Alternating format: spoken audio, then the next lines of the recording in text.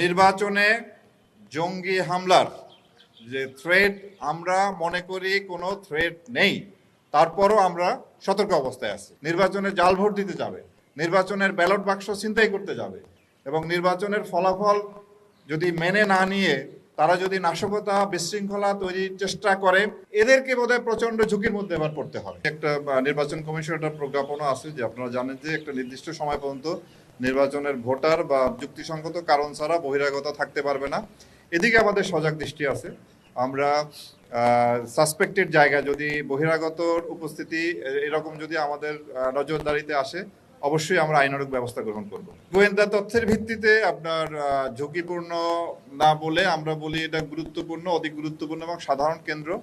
সেই কেন্দ্রে যে স্ট্যাটিক যে ফোর্স, সেই এই বিবেচনায় সেখানে মোতায়েন হয়েছে এবং আমরা যারা স্ট্রাইকিং হিসাবে আছি, সেনাবাহিনী, বিজিবি, আপনার কোথাও কোথাও কোস্টগার্ড আছে, নৌবাহিনী আছে, এয়ারফোর্স আছে, আনসার আছে, পুলিশ এবং আমরা সংশ্লিষ্ট যিনি রিটার্নিং অফিসার আছেন, ওই জেলার জেলা প্রশাসক কিংবা পুলিশ সুপার যে আছেন, উপজেলার যিনি নির্বাহী কর্মকর্তা, থানার ভারপ্রাপ্ত কর্মকর্তা, এরা ওই যে লোকাল যারা আছেন তাদের সাথে আমাদের যে স্ট্রাইকিং বা মোবাইল যে আছে, এরা সমন্বয়ের মাধ্যমে কাজ করে। সুতরাং ওই অর্থে একেবারে ঝুঁকিপূর্ণ বলতে আপনি যেটা বোঝাচ্ছেন সেই রকম আমরা আশঙ্কা করি না। আমরা আশা করি আমাদের যে পরিমাণ জনবল, সর্বাধিক পরিমাণ আইন শৃঙ্খলা রক্ষাকারী বাহিনী এবার মোতায়েন আছে।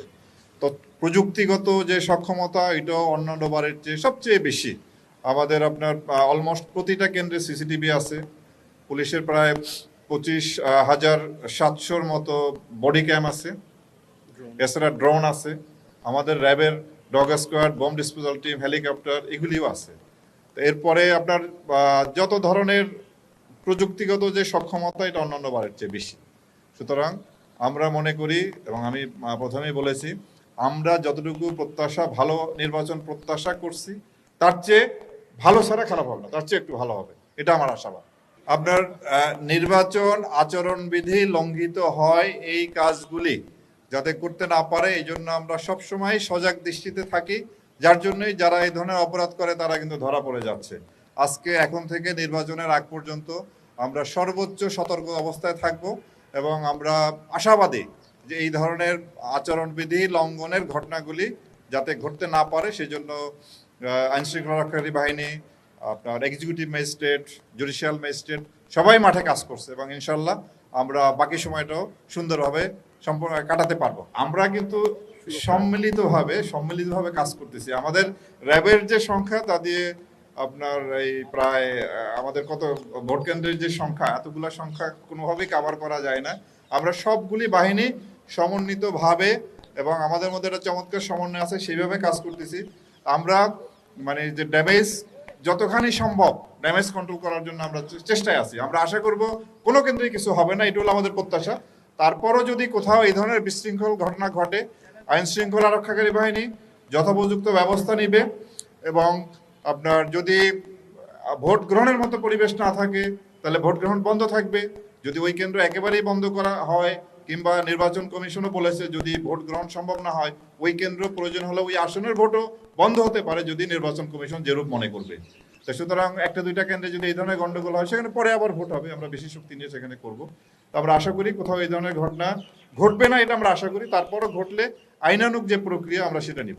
আর নির্বাচনে আপনারা প্রশ্ন করতে পারেন যে ঝুঁকি অবশ্যই আছে, ঝুঁকি কেন থাকবে না? তো আমি মনে করি এইবার নির্বাচনে ঝুঁকি তাদের আছে যারা নির্বাচনকে ব্যাহত করতে চাবে, নির্বাচনে জাল ভোট দিতে যাবে, নির্বাচনের ব্যালট বাক্স ছিনতাই করতে যাবে, নির্বাচন কেন্দ্রে আক্রমণ করবে।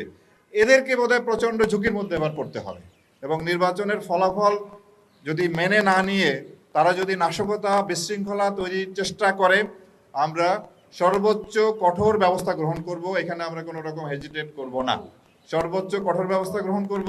তো ঝুঁকি যদি কারো থাকে, যারা আইন ভঙ্গ করবে, আইন অমান্য করবে, আইন বিরোধী কাজ করবে, ঝুঁকিটা তাদের।